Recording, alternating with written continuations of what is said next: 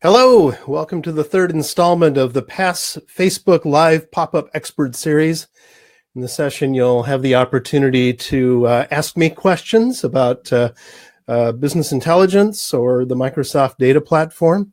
My name is Paul Turley. I'm a Microsoft data platform MVP, and I'm the principal consultant and owner of Intelligent Business, a business intelligence consulting and training company.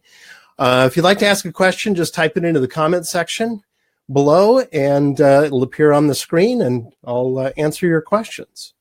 So we appreciate the folks at PASS who have organized these sessions. We've had a couple of sessions with Bob Ward and Kendra Little so far, and those have gone really well. So let's look for our first question. All right, so a community question in SQL Server reporting services: how can I parameterize a connection? So this question actually came up on my blog not too long ago as well, in a little more detail.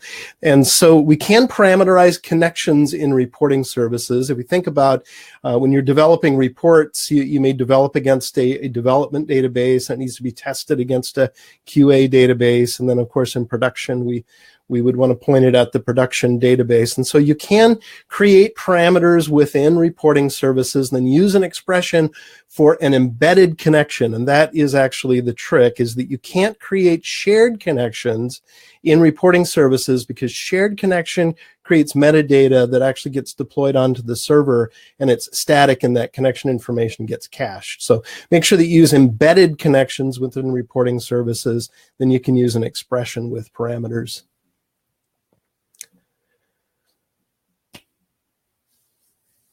All right. Does Microsoft plan to support more programmable interactions for reporting services? So first of all, let me just back up a little bit. I've been using reporting services since before it was released back in 2003, a long time ago. And I'm the lead author or primary author on all of the RocksPress books on reporting services. So we've seen a lot of effort go into the ability to embed reports into custom applications and be able to do programming against reporting services. And I think it's well understood that reporting services is a product that was really kind of hardened and well established by Microsoft a number of years ago. And we're not seeing a lot of effort recently into new programmable interfaces and updated controls. So first of all, I can't speak for Microsoft or the product team to tell you whether they're going to update the WinForms report viewer control. I know that we do have a promise to continue to support that product, but I do understand kind of the implication of the question, and that is that reporting services seems to be in drift mode, and we're not seeing a lot of innovation around the APIs and updates. So I don't know specifically if and when they're going to update the WinForm report viewer control for reporting services. I think we can probably expect to see incremental support and improvements for paginated reports. But if you're paying attention and in the industry and seeing what's going on with Power BI, I know that Microsoft is really putting a lot of their eggs in that basket. That's where a lot of their development resources are going. So I hope that answered the question. Even though I kind of skirted around it a little bit. But yeah, I think we'll see ongoing support, but it's not going to be the kind of attention that product has had in the past. All right, next question. Should I install SSIS on its own server, or should I share it with SSRS or the reporting server, or the relational database engine? Great question, Kendra. How are you? I'm going to give the answer that consultants give, and that is it depends. And I'll qualify that by saying that integration services can coexist with the relational engine and with reporting services just fine. in a relatively small deployment where we don't have a lot of resource demands, you can put everything on one computer. The licensing costs are going to be less. And as long as we have the hardware, the memory, and we have things optimized and configured correctly, you can put everything on one box. But at some point, it typically makes sense to scale out. I think that SSIS in particular runs well on a local instance of the relational database engine, simply because it can run in process and in the same memory space. But SQL Server and SSIS will definitely compete for resources. I would typically elect to put reporting services on its own machine first. I would definitely put analysis services on its own machine, kind of second in a BI solution. And then if you need to scale out SSIS, it might be a good idea to put it on a dedicated machine. But it coexists with the relational engine real well, as long as you're managing memory and resources. Good question. Thanks, Kendra. Any suggestions for building a window into the data? Reports on what is in there on a budget, or just buckle down and learn nitty-gritty reporting services? All right, a lot of reporting services questions today. So I'm not quite sure that I understand a window into the data. Chuck, would you mind rephrasing the question? I think what I get building reports on a budget, and I think reporting services is a great tool for getting started to create simple reports against an existing database. Not quite sure what you mean by building a window into the data. I will say that reporting services is a product that installs with SQL Server in Standard Edition, so it's a fairly inexpensive product to use. It's also a relatively simple product to get started with. So I would say that just using reporting services directly against a database is a good way to get started. And pick up my book to learn reporting services. But if you want to be a little more specific with your question, maybe I can give you a more specific answer.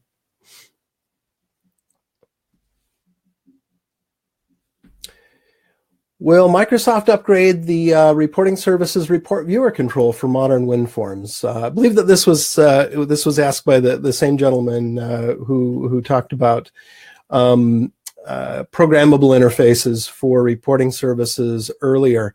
Again, I can't speak for the product team, but I can tell you that they are paying attention to reporting services as a product, but not nearly as much attention as they are paying. They're paying to Power BI, because that's really where Microsoft is kind of have invested and put a lot of their eggs in that basket. Reporting services is a product that I think that we perceive as relatively finished in the industry. Now, I can't speak for the long-term plans that Microsoft have, but again, same answer as before. I think we'll continue to see incremental support for paginated reports as reporting services begins to perhaps blend into the Power BI ecosystem.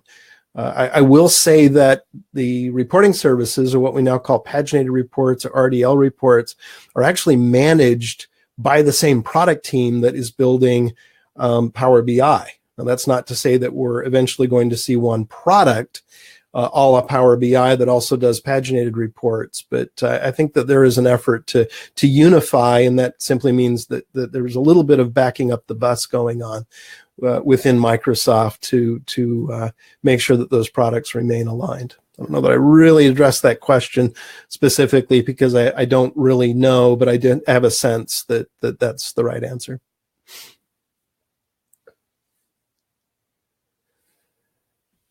My leaders need to know how many of X do I have, or similar questions, not always in a way that I can predict. Okay, so I think I kind of understand where you're coming from, Chuck. If we don't know the business questions that need to be answered, sometimes it's hard to build a report to produce answers to those questions. So Reporting services has long been a great tool for operational reporting. And what we mean by that is you think about conventional reporting solutions or conventional reporting needs where the business has specific information that they need access to. In the past, we've printed reports or gone to the screen and looked at a report that a developer created. Those developers write reports that are based on well-defined business requirements. And when we don't have those requirements, which is common, which happens in business, then users need access to the data. And therein lies an interesting challenge. Just giving users access to raw data and expecting them to do their own reporting, that's something that hasn't gone well in the past. It's a difficult thing, not only for security issues, but or concerns, but simply because data is complicated and not everybody can write reports. And that's the promise of self-service BI and self-service reporting. Of course, Power BI is the go-to tool within the Microsoft world for providing ad hoc or self-service access to data. But there's a whole interesting set of challenges that are introduced when we just give users access to raw data and expect them to build their own solutions. So self-service BI, I believe, is what you're reaching for, and Power BI is the Microsoft tool that will take you there. There's a learning curve. There are some interesting challenges. Self-service BI all by itself is a great enabler in business. However, managing governed and curated data sets that are managed by IT and governed by both the business and IT, and it's still a very important thing. And you get into things like master data management. Those are all very, very important things to keep in mind. So I think that the simplest answer that I can give you to your question is that if we need to create operational style reports, lists of things, grouped lists, maybe trends, but generally a report that I run every day or I run at the end of the month, whether I print it or view it on the screen or subscribe and have it emailed to me, and it's structured data based on well-defined requirements, reporting services might be the right tool to use for that. But to enable users to answer their own questions, maybe with a little bit of technical guidance, I would look to Power BI.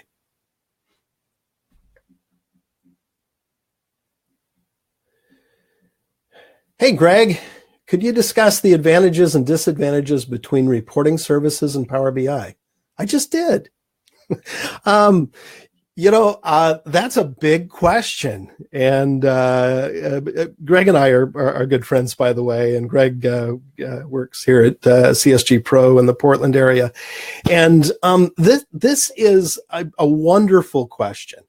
And we could spend a lot of time talking about the differences between reporting services and Power BI. We live in a world where both of these tools are necessary. Operational reporting is an important part of business. It's typically an important part of just about every business. I work with consulting clients who want to use one tool. And they'll often say, hey, we've decided that Power BI is going to be our tool. Can you show us how to use it to do all of our reporting? And there are just a lot of reports that don't fit into that self-service dashboard scorecard style of reporting. And reporting services meets that need. Paginated, scheduled, structured, very kind of standard style of reports, where Power BI is more of not only an ad hoc tool, we can create standard reports that people use just to get lists of information and answers to simple questions with Power BI. And I think that tool continues to expand and maybe displace operational traditional reporting tools a little bit, but there's always going to be room for both. And when I teach classes and I work with consulting clients, this is often one of the introductory topics that we kind of talk through is within your world, where do you have true operational reporting and where is the opportunity for users to be self-service? to create reports that are more interactive and more flexible, where users don't have to go back to IT and say, hey, can you make this change, or can you add this field to a report? With Power BI, they can do that themselves. And Power BI is also a great prototyping tool that allows us as IT professionals to sit down with users, or for users who are comfortable with the tool, to build out their own prototype reports, and then perhaps an IT developer can either continue that in Power BI or use a tool like reporting services to take that concept and build a true operational report. So thanks, Greg. Great question. Mike, in Power BI, what is your definition of a responsive slicer? That's a really good question, Mike. Thanks. So a number of the visuals within Power BI are really designed to, I'm going to back up a little bit. I'm going to quote one of the original designers of the Power BI visual experience, Carolyn Chow, who was one of the program managers on the reporting services team and part of Project Crescent, which became Power View, which became Power BI Visuals. Had a big sign on her door that said, do the right thing by default. And that was the mantra of this visual experience that became Power BI. So the idea is that if I take a visual and I stick it onto a report and I make it big, it should figure out how to be big and to work in whatever format that I created it in. And if I start crowding my visuals and making things kind of small, I take a slicer and I go make it really, really small and put it in the upper left-hand corner over on the left side with the rest of my slicers, then that visual should be responsive and should understand how to behave appropriately within the small space that I provided. Much like we create websites that work well on a desktop machine, on a tablet, or on a phone, responsive design allows the user interface to adapt to the mode that we're using to display and interact with it. So great question, Michael. A number of the visuals actually have a switch in the properties to make them responsive or not. And if you want to have, let's say you lay out a control or a visual and that's the way you want it, you don't want it to change, you can turn off the responsive feature. But if you want to resize it and have it try to do the right thing, maybe take the title away or move content around, then that's what the responsive feature does.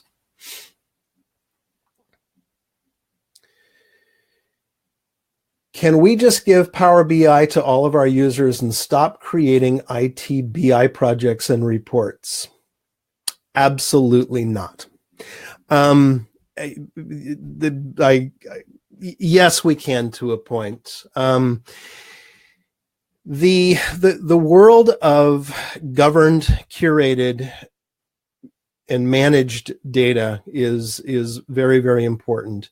And depending on your business, depending on your user needs, depending on the type of data that you're working with, there may be more or less of a need and a demand for adhering to compliance rules and security rules and making sure that our data is curated and managed through a master data management solution.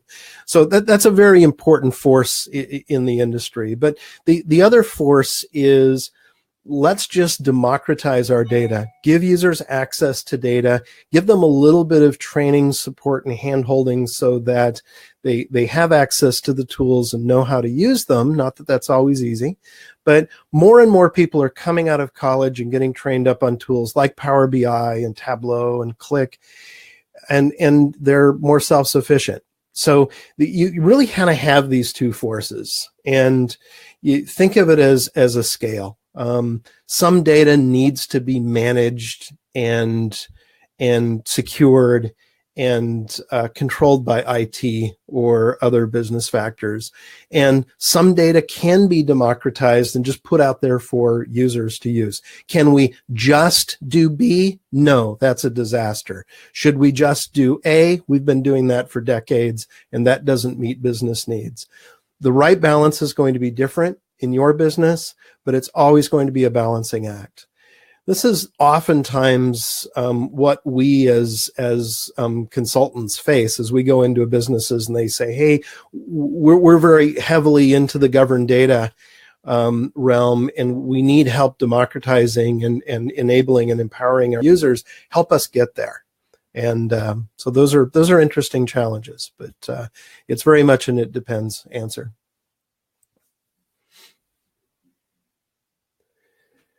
Our financial user prefer to use Excel.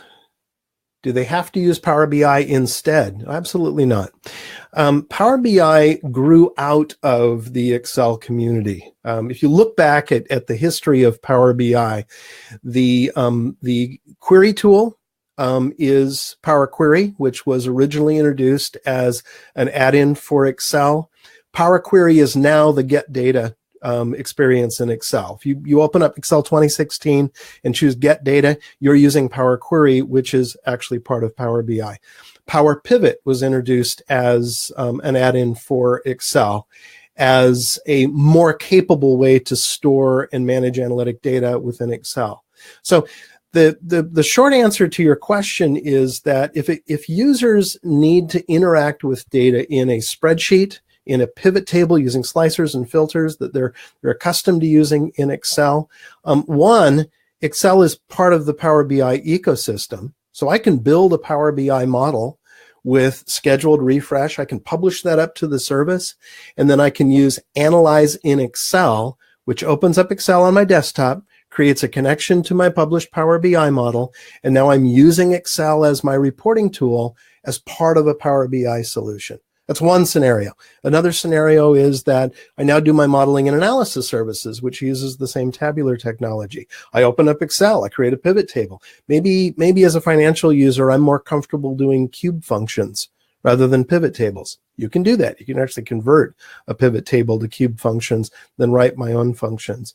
So this is a great topic that I love to talk about. I did a 75-minute talk at last year's PASS Summit on this topic specifically about when do you use reporting services versus Power BI Desktop versus Excel.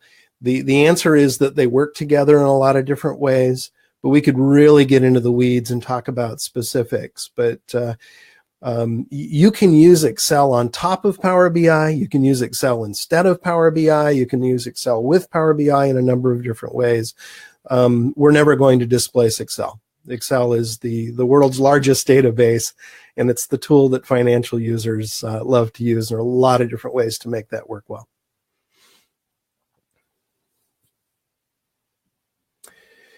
As far as you know, is data quality services still considered a key part of SQL Server? I'd hate to start using it and then it gets obsolete. I agree, Chuck.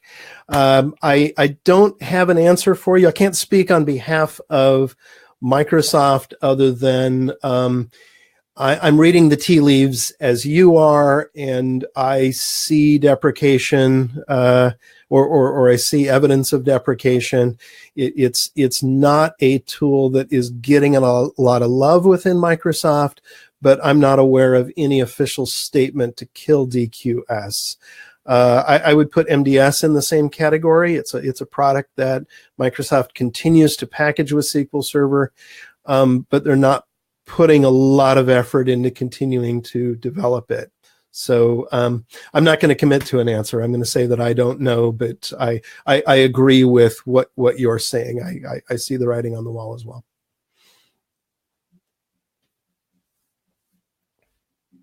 You bet. It's interesting within the MVP community. Every year we go to a summit and we have to sign NDAs, and the Microsoft shares stuff with us, and we learn about where they're going with various products. And so there are things that that we in the MVP community and other kind of NDA partner channels know about where Microsoft is going and about their plans to either expand or deprecate products. And I can honestly tell you that this is not one of those things where I know that it's going away but can't tell you. It's just as I said. Do I have to create a star schema model to analyze data in Power BI? Oh gosh, that is the $64,000 question. You don't have to. I've actually been working on updating some training content. I was dealing with some slides specifically on this topic, but different ways that you can model data. So the simple answer to your question is no, you don't have to. But this is what I believe about star schemas, and that is, and this is on my bookshelf right here. So I'm just going to grab a copy of the Data Warehouse Toolkit. In my mind, this is the Bible. This is the Bible of analytic data. And it's not necessarily that Ralph Kimball had or has all of the answers about how you should construct a data warehouse or how you should construct an analytic model. My belief is that this is like the laws of physics, that if you want data to behave correctly in a predictable fashion, you build a star schema. And it's not that Power BI doesn't force you to build a star schema. Analysis Services doesn't force you to build a star schema. But if you just think about the pattern of reporting on analytic data, what do? We filter it, we group it, we navigate through a hierarchy, and then we create an aggregate and maybe a calculation. All right. It's a simple pattern. Group, navigate, aggregate. That's what a star schema is. And so if you want to do that in a predictable way, and you want to simplify your analytic and BI solutions as much as possible, absolutely organize your data into hierarchies, dimensions, and facts, essentially a star or snowflake schema. If your data is not organized that way, we can build models that are useful, but you'll run into some roadblocks along the way. So yes, I'm a firm believer in using a star schema, but it's not an absolute must anymore. Great question. Thank you. Can you explain in layman's terms what the CDS is for Power BI and what does it enable? Yeah, as much as I understand it, it's a fairly new offering. So the Common Data Service and the Common Data Service for Analytics, which are recent announcements and recent additions to the Power BI Premium platform, essentially is your own, well, it's two things. One, it's your own private data lake. So it's a place to put common data that we can consume from models. And as part of that common data platform, that data lake or that infrastructure that we have access to through the Power BI service, there are a number of curated connectors and services such as Microsoft Dynamics and Office 365 connectors that you have access to through the CDS. So kind of at a high level, it's kind of an extension of the whole data lake concept where the data is just out there and we have easy connectivity to it, but it's also a number of connectors and services that work well within that ecosystem. I can tell you this, that regardless of what it is technically, that Microsoft are pouring a lot of resources into it, and it's going to be a very important service to understand, to be able to use, and to consider in your solutions going forward. Thanks, Greg.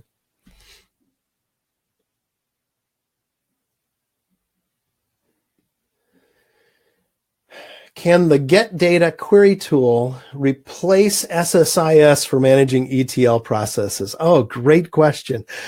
Yes and no. Why do we have Power Query instead of SSIS, and why does SSIS still exist if we have Power Query and it's a capable replacement for ETL? So first of all, Power Query is a very powerful but elegant and simple data transformation engine. But one of the reasons that it's very simple is the only thing that it outputs is the tabular model, or maybe Excel using the Power Query add-in. So it's restricted in that regard. I can connect to anything. I can transform data to my heart's content, but the only thing that I output to is the tabular model. SSIS can output to anything. So SSIS, though I think it has cobwebs on it, and I think it's an older technology, and it's not nearly as efficient as Power Query in many ways. still more flexible, still more enterprise focused. We're out of time, so I do need to wrap up. That's an excellent question, worthy of some more discussion, but short answer is no. But the longer answer is Power Query is expanding, and we're going to see lots and lots of good uses for Power Query. So we do need to wrap up. The next Facebook Live pop-up expert session will be on May 30th. This is with one of my favorite presenters, Miko Yuk, who will likely be talking about data visualization and perhaps using Excel and other BI tools. I appreciate your time and attention. You're welcome to follow up with me on my blog, SQLServerBI.blog, and please attend the other sessions. These sessions will be recorded. Tell your friends. Thanks again. Have a great day or evening, everybody. Appreciate your attendance.